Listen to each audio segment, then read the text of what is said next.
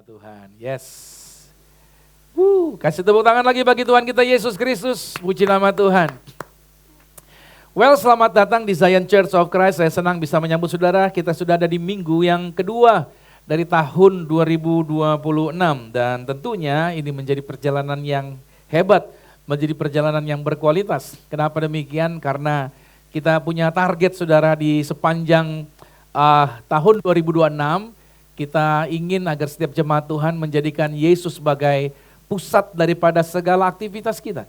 Kita punya target di 2026 ini, Yesuslah targetnya, Yesuslah yang di center, Yesuslah yang terutama yang kita kejar. Karena Yesuslah yang menjaminkan kehidupan kita, apapun itu yang kita hadapi tidak pernah merubah kebaikan dan kasih Tuhan bagi hidup kita. Nah, itu sebabnya di sepanjang bulan Januari ini kita punya tema berbicara mengenai foundation, artinya dasar. Apa dasarnya?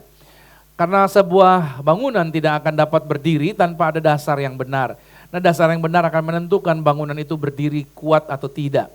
Nah, tentunya gereja juga harus menjaminkan anak-anaknya atau jemaatnya atau setiap orang yang ada di dalamnya untuk memiliki dasar yang kuat. Sehingga perjalanan ini di 2026 saudara akan mengalami level yang berbeda, Anda akan mengalami peningkatan, Anda akan menjadi pribadi yang jauh lebih baik lagi daripada 2025. Dalam artian kehidupan kita akan menjadi dampak lagi.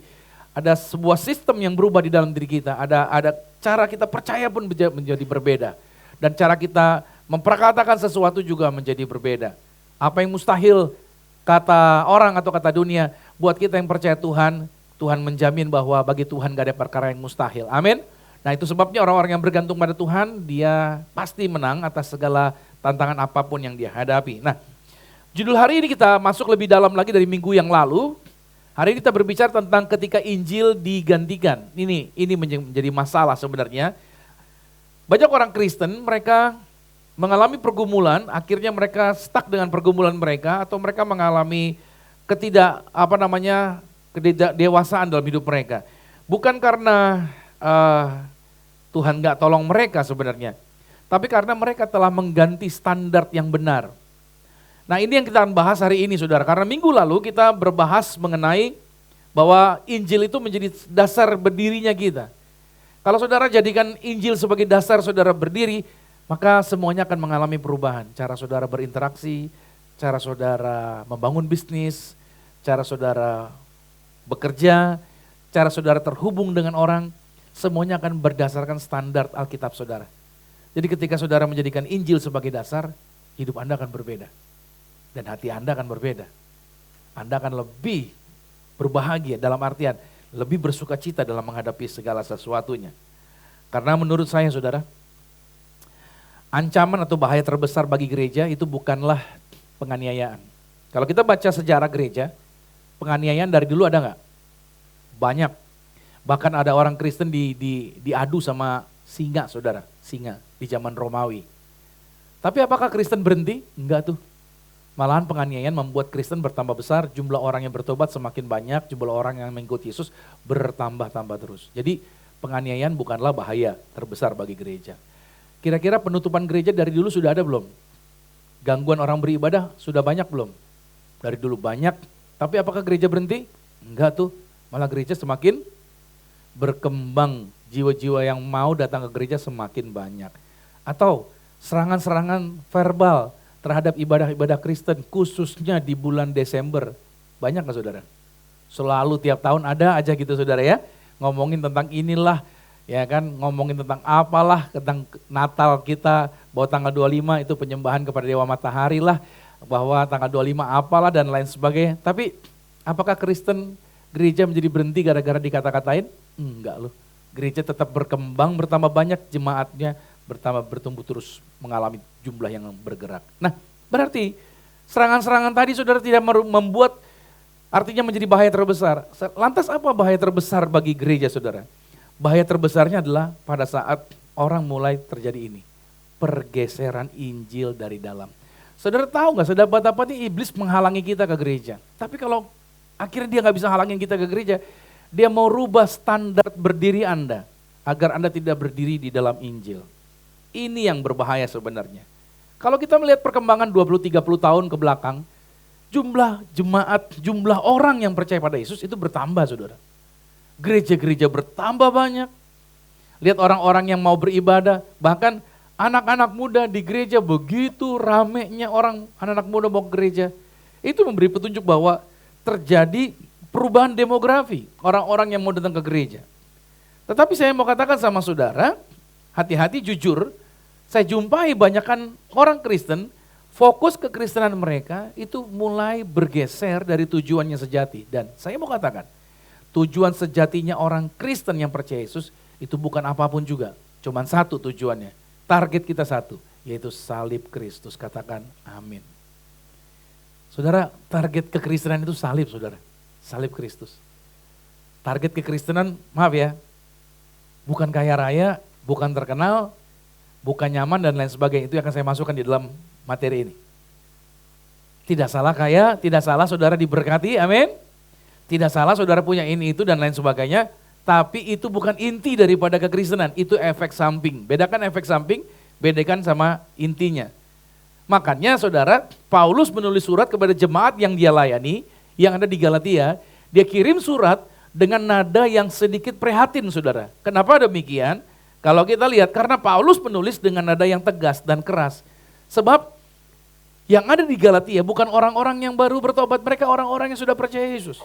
Tapi mereka berubah dan terpengaruh oleh hal-hal yang di luar Injil. Itu sebabnya Paulus mengirimi surat kepada mereka agar mereka kembali kepada kebenaran yang sejati. Nah, coba kita lihat dulu di dalam Galatia pada pasalnya yang pertama ayat 6 sampai dengan ayat yang ke-9. Aku heran bahwa kamu begitu lekas berbalik daripada dia. Lihat kata-katanya Paulus, aku heran. Yang oleh kasih Kristus telah memanggil kamu, kita semua dipanggil karena kasih Kristus, bukan kita yang cari Yesus. Dan dikatakan orang-orang Galatia justru mengikuti suatu Injil lain. Yang sebenarnya bukan Injil. Hanya saja ada orang yang mengacaukan kamu. Berarti ada utusan iblis yang mengacaukan mereka dan yang bermaksud untuk memutarbalikkan Injil Kristus. Tetapi sekalipun kami atau seorang malaikat dari sorga yang memberitakan kepadamu suatu Injil yang berbeda dengan Injil yang telah kami beritakan kepadamu, terkutuklah dia. Seperti yang telah kami katakan dahulu, sekarang kukatakan sekali lagi. Jikalau ada orang yang memberitakan kepadamu suatu Injil yang berbeda dengan Injil, dengan apa yang telah kamu terima, dikatakan terkutuklah dia. Nah, kita bahas dari surat ini saudara, kenapa Paulus begitu tegas sekali cara dia menulis. Ini keras ya saudara, cara dia memberitahukan kepada jemaat yang ada di Galatia. Yang pertama karena ini saudara, Injil itu bisa ditinggalkan dengan cepat. Ayat 6 dikatakan, aku heran, kamu begitu lekas, putar balik. Paulus gak berkata bahwa jemaat Galatia berhenti beribadah. Atau mereka meninggalkan Tuhan Yesus, gak mau percaya Tuhan Yesus lagi.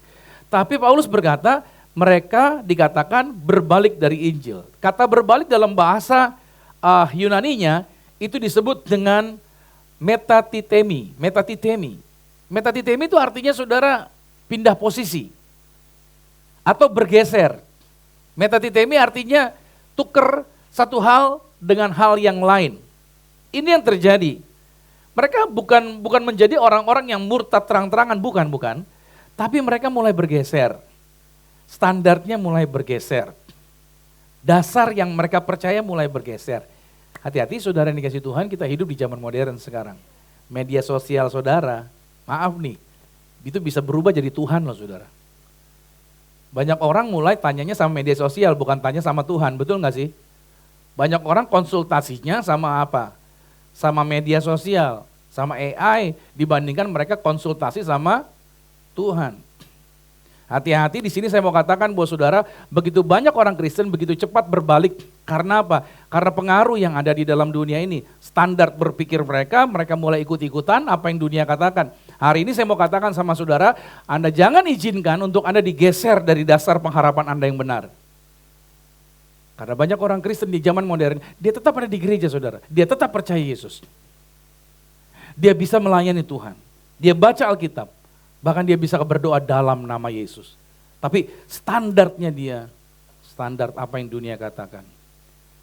Hari ini hati-hati saya mau katakan sama saudara, ini sudah disebutkan dari jemaat di Galatia. Paulus sudah mengingatkan mereka. Dan kembali saya ambil firman Tuhan ini, Tuhan mengingatkan, untuk mengingatkan lagi kepada setiap kita. Hati-hati kita jangan bergeser. Ya. Sebab kalau kita bergeser bahaya. Misalkan saudara, hanya karena saudara belum punya anak, lantas dunia percaya bahwa child free itu benar, lantas saudara berkata ikutin aja yang lebih benar. Banyak orang yang ambil statement itu, ya udah saya child free aja deh, aman katanya gitu. Gak repot juga, gak usah ada warisan, gitu saudara. Gak perlu mikir warisan dan lain sebagainya. Karena banyak orang gara-gara warisan ribut kan, rebutan rumah, rebutan properti, rebutan ini itu dan lain sebagainya. Itu yang terjadi. Tapi saya mau katakan sama saudara, dengar baik. Tuhan mau saudara punya standar berpikirnya, bukan apa kata orang banyak di luar sana. Tapi standar berpikir saudara adalah Injil, kebenaran firman Tuhan. Amin dulu nih. Jangan digeser. Jangan biarkan saudara digeser dari itu. Sebab ini akan banyak goncangan, godaan yang membuat saudara bisa membuat Anda bergeser dari standar yang Tuhan sediakan. Makanya jemaat Galatia mereka tidak meninggalkan Yesus. Tapi mereka merubah dasar keselamatan mereka. Makanya dikatakan berbalik dari Injil, itu bukannya mengganti aktivitas. Aktivitasnya tetap ada seperti biasa Kristen. Tapi mereka mengganti dasarnya. Sebagai hamba Tuhan saya mau katakan sama saudara, jangan ganti dasarmu. Dasarmu cuma satu, Injil Yesus Kristus. Katakan amin lagi nih. Kalau saudara ganti, saudara itu ibarat rumah saudara. Rumahnya sama, tapi dasarnya beda. Masih ingat gak ada rumah yang dibangun di atas batu dan di atas pasir. Dua-dua rumahnya sama bentuknya persis. Tapi yang satu dasarnya batu, yang satu dasarnya pasir. Gak kelihatan bedanya. Kapan mulai kelihatan bedanya? Pada waktu datang badai, hujan, banjir. Yang dibangun di atas batu, dia tetap berdiri. Yang dibangun di atas pasir, dia rusak, ambruk. Hari ini sebagai hamba Tuhan saya sayang sama saudara, saya mengasihi saudara.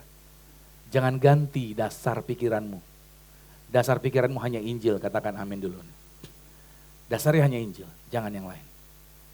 Saya dalam pelayanan saya, dalam perjalanan saya, banyak pengaruh yang coba mempengaruhi pikiran.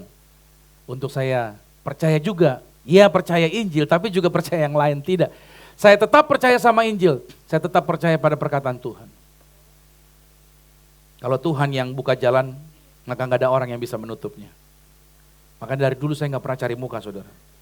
Karena cari muka itu benar-benar gak nyaman.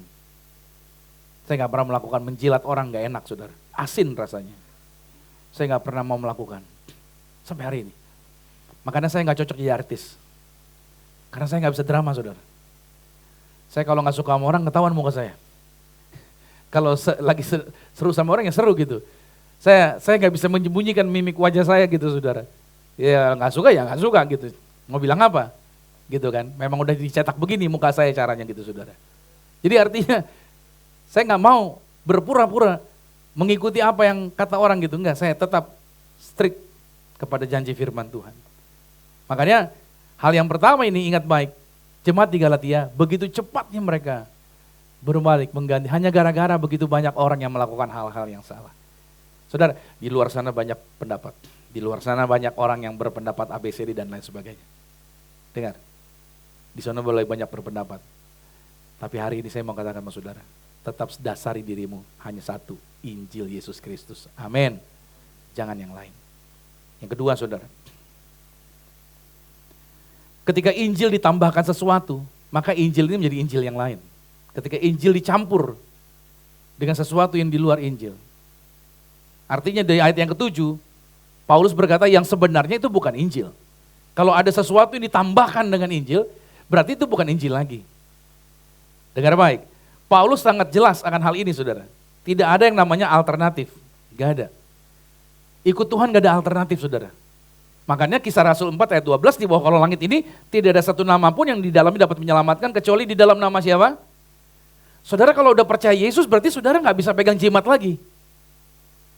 Saudara udah percaya Yesus berarti saudara gak bisa nyembah patung lagi. Saudara kalau udah percaya Yesus ya berarti saudara gak bisa, apa tuh? Nah itu ya. Saudara kalau udah percaya Yesus, ya mohon maaf nih apapun sio Anda katanya gitu saudara ya. Saudara harus tetap percaya bahwa hidup Anda dijamin oleh perkataan firman Tuhan. Amin apa aman nih? Saudara kalau udah percaya Yesus, ada gak bisa alternatif ke yang lain. Makanya ikut Yesus udah pasti satu sampai selama-lamanya. Ya kita gak bisa percaya lagi. Ya mohon maaf nih saudara, saya yakin. Dengar.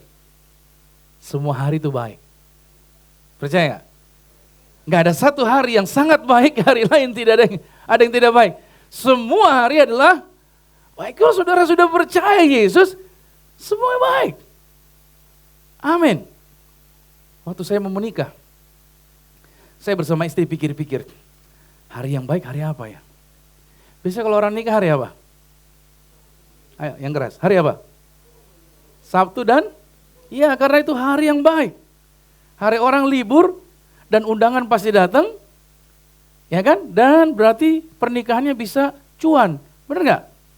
Iya kan? Karena yang datang banyak, Sabtu dan Minggu.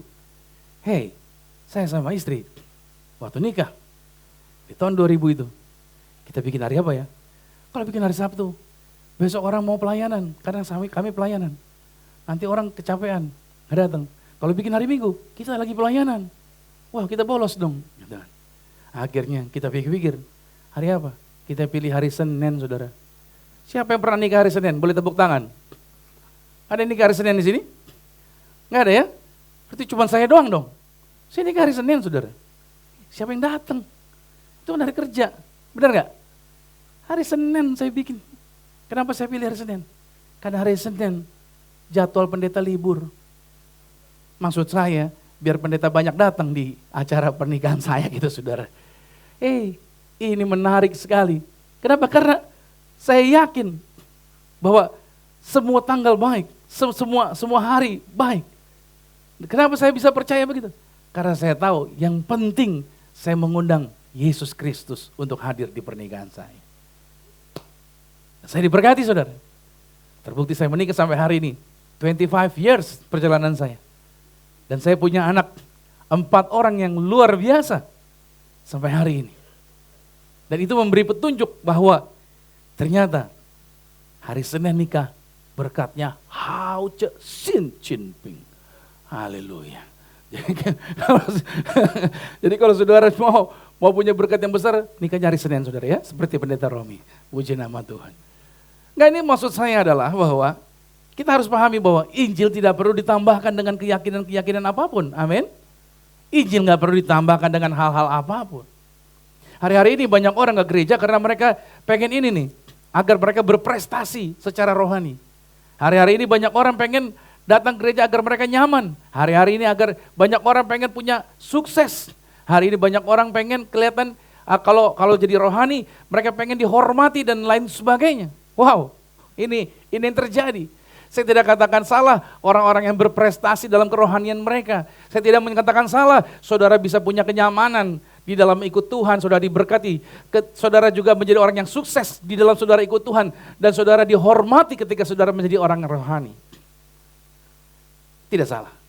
Tapi ingat, Injil is Injil, tidak perlu ditambahin begini-ginian. Prestasi rohani itu adalah efek samping.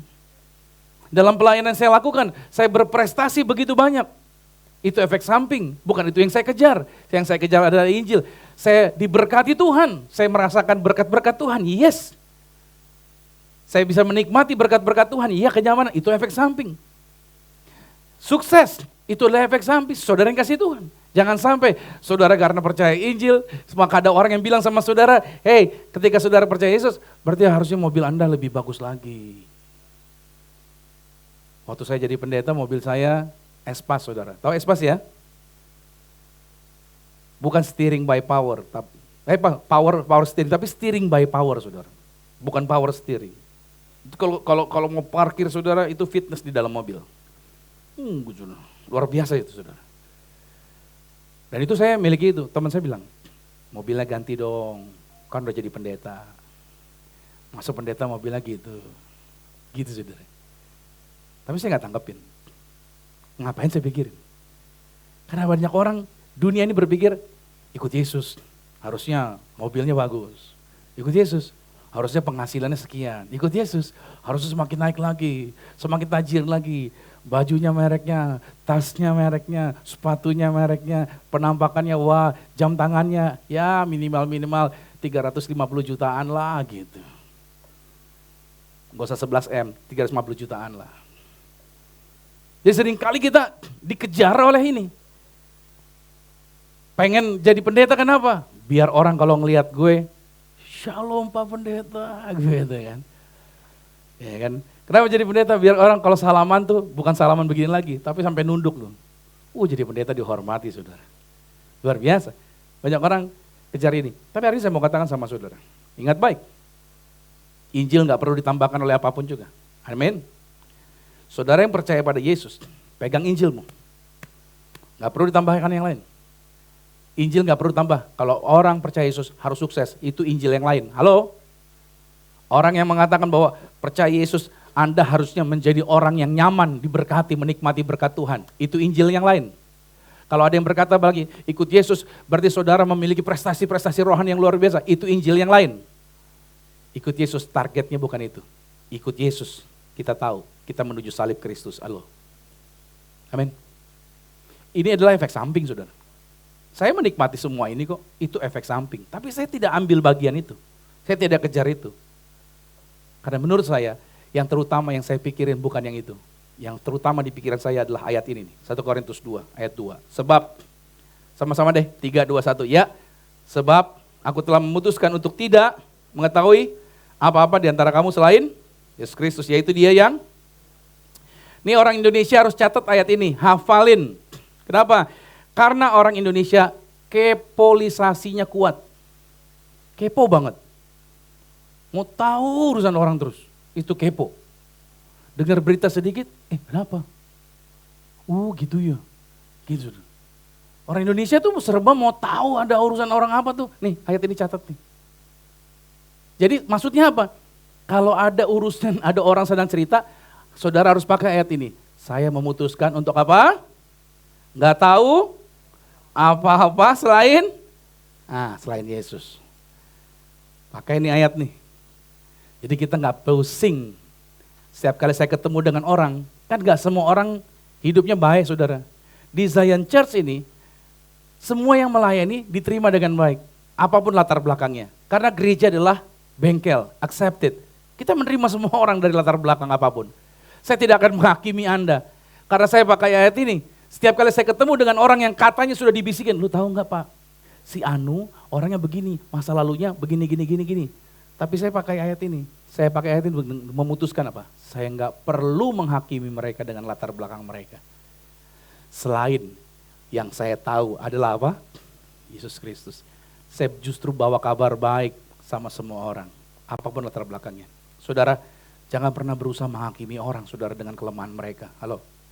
Dan saya jujur sebagai pendeta, saya tidak akan menghakimi Anda. Apapun Anda jatuhnya, sejatuh apapun, saya tidak akan pernah menjatuhkan Anda.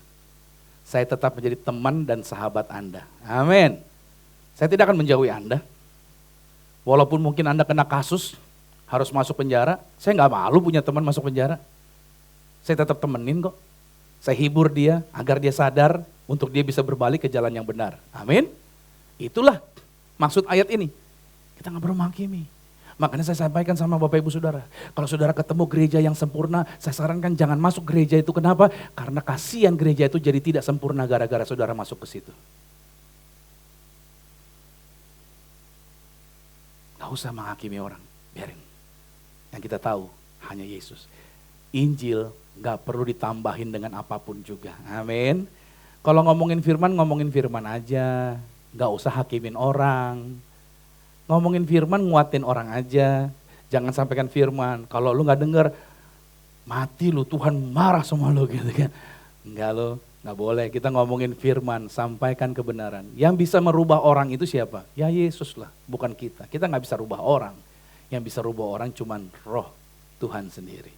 Bagian kita adalah kita jadi contoh dan jadi teladan serta berdampak buat semua orang. Saya gak bisa rubah Anda. Yang bisa rubah Anda cuman roh Tuhan. Amen. Walaupun saya paksa Anda berubah, Anda gak bisa berubah. Saya cuma menyampaikan kabar baiknya, pilihan ada di tangan saudara. Yang ketiga, Injil yang diganti itu akan mengubah arah hidup Anda. Ingat baik, Kalau kita mengganti dasar kita dari Injil, kita rubah ke yang lain, maka arah kita akan berubah. Saya kasih contoh.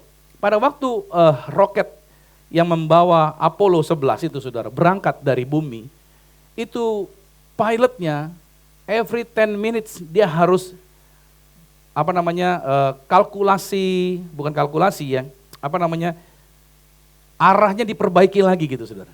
Setiap 10 menit sudutnya diperbaiki lagi. Setiap 10 menit sudutnya diperbaiki lagi.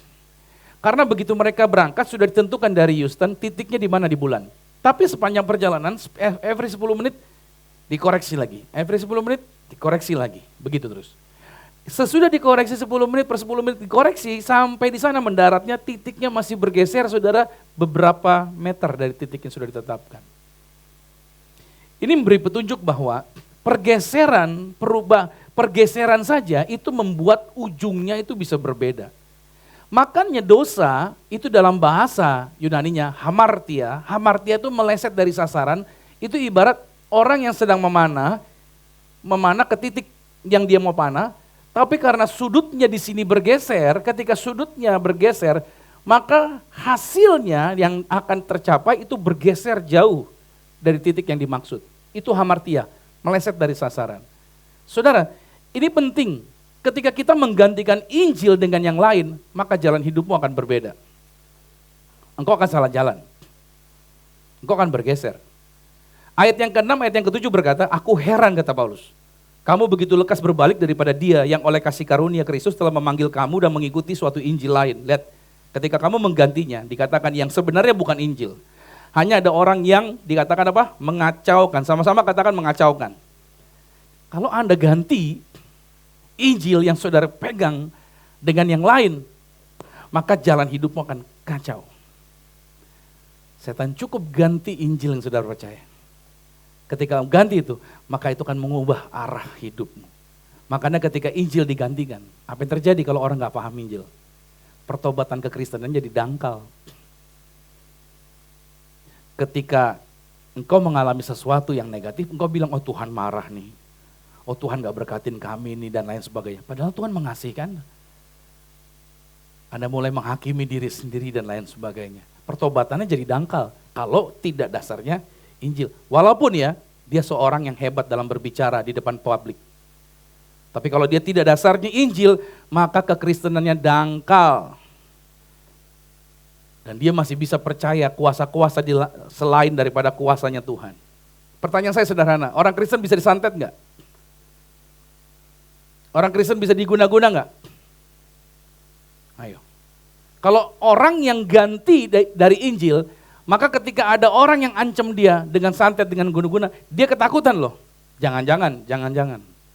Padahal dasar firman-Nya, roh yang ada di dalam diri kita lebih besar daripada roh yang ada di dalam dunia ini. Berarti orang yang percaya Yesus itu nggak bisa disantet, nggak bisa diguna-guna. Nah, kan? Anda punya toko, tokomu nggak bisa diguna-guna, bos. Usahamu nggak bisa dibikin gelap di depannya, kayak ada kain hitam nih, segala macam. Bisa nggak setan bikin begitu? Coba-coba. Bisa, tapi kuasa Tuhan yang ada padamu bisa mematahkan kuasa kegelapan. Waduh Pak, usaha saya kayak diganggu nih gitu. Makanya saya kasih tahu sama saudara, kuasa itu tidak hanya milik pendeta, tapi milik semua umat Tuhan yang ada di tempat ini. Katakan, Anda juga bisa usir setan. Nunggu pendeta lama, rumahnya jauh di Bogor. Tapi kalau saudara panggil nama Yesus, langsung cespleng, jadi saudara. Ih, gak percaya lu, bener gak? Iya, panggil nama Tuhan. Suatu hari saya diundang, ada usaha kontraktor mau tanam tiang pancangnya patah mulu saudara. Itu tanah keras, itu tanah baja apa-apaan gitu. Di paku bumi patah. Dia panggil saya saudara, saya berdoa, urapin tuh tempat. Karena mereka juga bingung, akhirnya panggil pendeta juga, ya udah saya doa deh. Begitu habis doa saudara, dia pasang tuh tiang pancang, dicoba ambles langsung saudara. Luar biasa kan. Jadi ada tempat-tempat juga yang dijagain setan saudara. Nah tugas Anda harus patahkan kuasa kegelapan. Dasarnya adalah Injil. Jangan ditambahin lagi dengan yang lain. Katakan amin dulu nih. Jangan dirubah. Tetap. Kalau Injil yang dasarnya, maka arah hidupmu gak bakalan keliru. Kalau Anda dasarnya Injil, maka relasimu itu bukan menjadi rutinitas. Engkau doa sama Tuhan bukan rutinitas. Engkau ibadah bukan rutinitas. Engkau mau gebu-gebu cari Tuhan. Amin dulu nih. Tiap hari bangun pagi, Tuhan terima kasih. Ambil Alkitab, baca lagi. Anda jatuh cinta yang luar biasa. Kenapa? Karena itu tadi. Karena Anda gak mau ganti dengan apapun juga. Sekali Yesus, selama-lamanya Yesus. Kalau orang yang mengganti Injil, maka apa yang terjadi? Imannya berubah jadi kewajiban. Dia beriman kepada Yesus karena kewajiban, ya udah Kristen. Kok ke gereja? Ya katanya orang Kristen ke gereja. Kalau enggak nggak dibilang Kristen gitu. Jadi kewajiban. Kekristenan bukan kewajiban iman kita. Amin. Ketika Injil digantikan, yang terjadi adalah apa? Jemaat jadi penonton. Saya berdoa, Zion Church, Anda bukan penonton.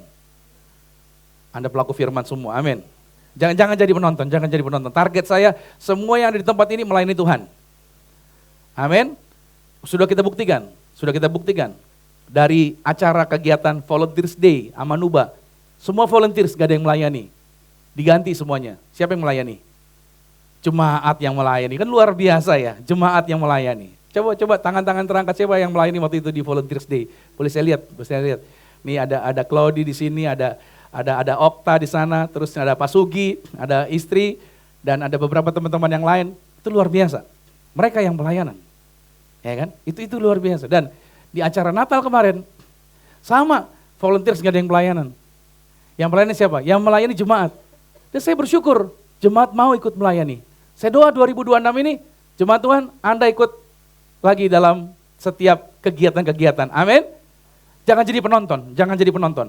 Anda harus melayani Tuhan. Target kita di 2026 ini. Makanya ketika saya ngomongin ini seperti Paulus, mungkin keras, mungkin tegas. Tapi saya mau kasih tahu, gereja tidak rusak karena terlalu tegas. Gereja rusak karena apa? Karena terlalu longgar terhadap Injil. Saya kasih tulisan berikutnya, silakan. Ya. Gak apa-apa keras menyampaikan firman Tuhan. Tapi gereja gak bakalan sepi. Gereja tetap akan jalan ketika kita berdiri berdasarkan firman. Tapi saya sudah jumpai bagaimana gereja yang longgar terhadap Injilnya. Injilnya gak dipegang lagi, tapi dia ya udahlah gitu. Mulai kompromi, yang terjadi gerejanya mulai rusak. Gereja saya tidak kompromi, saudara. Saya berkali-kali ditawarin kompromi. Misalkan, saya kasih contoh. Ada orang yang mau nikah di Zion Church, tapi pasangannya gak Kristen. Yang perempuan Kristen, dia datang sama saya, minta diberkatin. Iya kan? Terus saya tanya, kenapa kamu pilih saya untuk memberkatin? Ya karena saya memang seraknya sama Kak Romi, jadi saya minta diberkatin sama Kak Romi. Dan saya jujur saya berterima kasih mereka serak sama kami saudara, karena memang kita sering ketemu. Tapi saya bilang mohon maaf, saya tidak bisa memberkati karena di Zion punya aturan. Aturannya adalah yang boleh menikah di Zion adalah pria, wanita yang sama-sama Kristen, satu itu. Yang kedua mereka sudah dibaptis Islam. Yang ketiga mereka ikut kelas premarital class.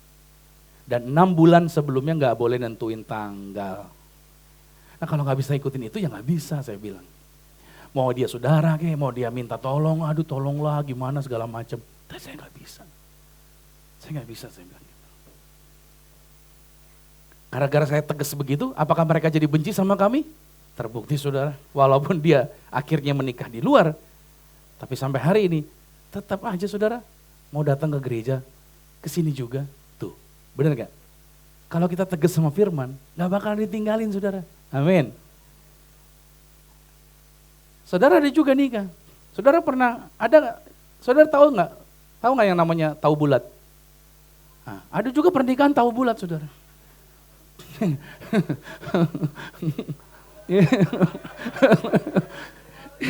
Ya datang, ya kan? Datang minta gimana bisa nggak diberkati segala macam, ya kan?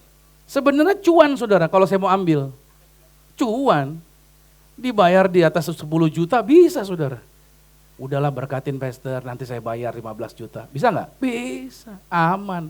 Atau udah pastor berkati deh, iPhone 17 Pro Max dapat deh, gitu saudara. Luar biasa kan itu saudara. Bisa aja saya mau ambil, tapi saya bilang nggak bisa, kita ada aturan. Kita punya ketegasan, kita punya standar firman Tuhan, kita punya standar di gereja ini seperti apa.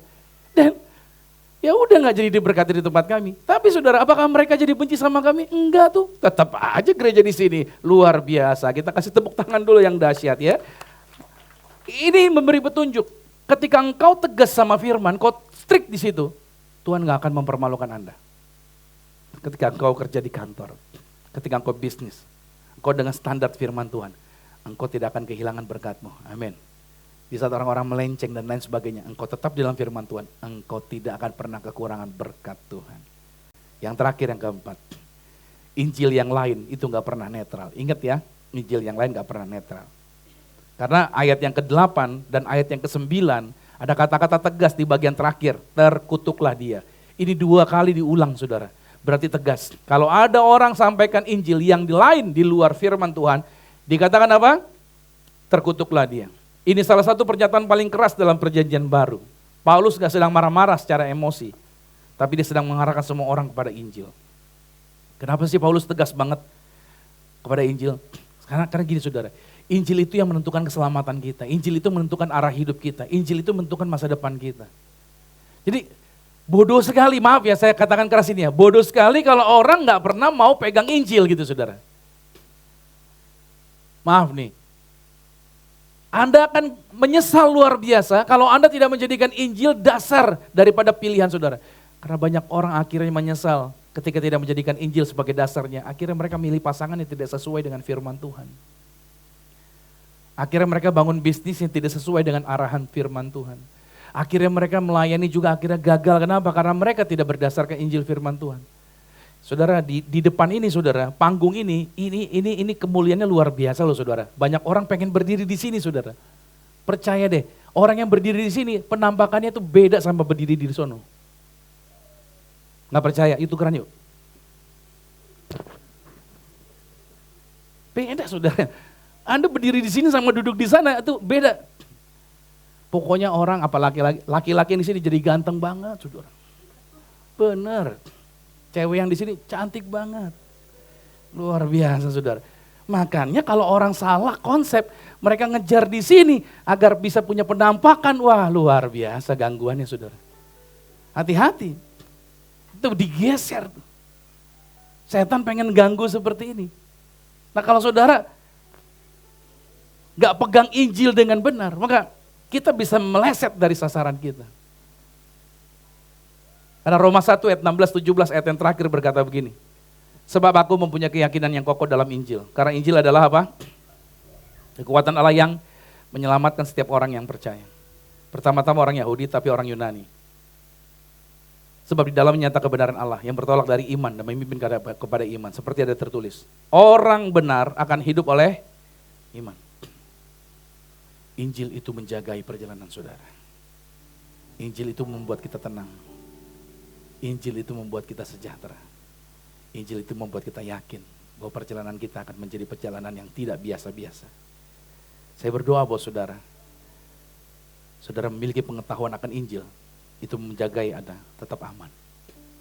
Ada yang bilang begini, yang saya tidak tahu itu mengamankan saya. Yang saya nggak tahu justru itu aman. Saya kasih tahu. Yang saudara tidak tahu itu mencelakakan Anda. Contoh, kalau saudara masak air panas, diceret, itu mendidih. Terus saudara nggak tahu bahwa, nggak paham bahwa panci itu kalau dimasak mendidih, itu berarti pancinya panas. Tapi karena saudara nggak tahu, Anda pegang. Kira-kira apa yang terjadi? Tangan Anda terbakar. Berarti ketidaktahuan itu membuat kita mengalami kecelakaan, betul. Dan ini yang saya mau katakan sama saudara, umatku binasa karena nggak paham Injil. Alkitab berkata demikian. Makanya orang yang gak paham Injil, yang tidak pegang Injil, hidupmu akan berbahaya. Hidupmu akan penuh dengan kecelakaan. Ketidaktahuan itu justru akan membuat saudara tidak waspada. Ketidaktahuan justru membuat Anda akan terjadi serangan-serangan yang mendadak atas hidup Anda. Makanya saudara perlu pengetahuan. Anda perlu tahu. Anda perlu dalami firman Tuhan. Maka di tahun 2026 ini, Zion Church mengajak saudara, bahwa 2026 kami tidak akan menggantikan Injil demi kenyamanan. Saya tidak akan khotbahkan kepada saudara.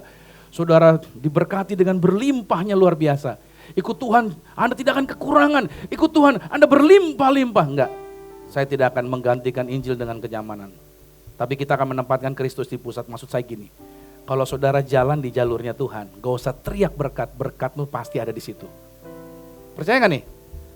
Kalau Anda jalan di jalurnya Tuhan, saudara gak perlu teriak-teriak Tuhan kayak budak gitu. Atau kita pasangin speaker lebih gede lagi, Tuhan. Atau panggil pendoa syafaat. Agar apa? Agar lebih keras yang berdoa, Tuhan lebih keras lagi mendengar suara kita. Betul gitu? Enggak begitu saudara. Anda berjalan di atas Injil, terus menerus pegang Injil itu, maka di situ berkatmu sudah disediakan. Bisnismu maju diberkati. Pekerjaanmu diangkat naik. Tubuhmu sehat, menang atas segala virus. Amin. Gaya hidupmu benar. Jam tidurmu baik, gak begadangan lagi. Yang buat engkau cepat mati karena engkau begadang mulu. Halo? Iya. Coba atur jam tidurnya dengan baik. Kalau Anda main game, tahu jamnya. Itu yang membuat akhirnya banyak anak-anak muda sekarang, kenapa penyakitan anak-anak muda sekarang ya? Habis main game, berjam-jam, sampai tengah malam, yang waktunya harusnya istirahat, ya babat terus. Itu yang menjadikan penyakit. Kenapa? Karena kita tidak mendisiplinkan diri kita, karena kita tidak berdiri sesuai dengan jalur firman Tuhan. Firman Tuhan udah ngajarin benar, kita dikasih hikmat kok cara kita mengelola tubuh kita dengan baik. Cara makanmu juga atur dengan baik. Udah umurnya 40, udah kurangin manis, asin, ya kan? Manis, asin, lemak, itu udah boleh bergeser tuh. Kurangin udah jarang olahraga juga segala macam, udah. Kita harus jaga juga. Saya juga jaga pola makan saya, karena saya pengen panjang umur juga. Ya saya berdoa sih, saya perjamuan kudus juga. Tapi kalau saya nggak jaga pola makan saya, pola hidup saya, bisa bahaya juga umur saya nggak panjang. Saudara pengen pendetanya panjang umur? Amin, pengen gembalanya panjang umur? Jangan bikin susah gembalanya, amin, puji Tuhan ya. Bikin senang terus gitu kan, itu gembala nanti panjang umur. Jadi saya berdoa bos saudara, jangan pernah gantikan Injil dengan apapun juga. Sekali Anda pegang Injil, sampai selama-lamanya. Mari kita berdoa, Tuhan. Allah kita heran dan besar.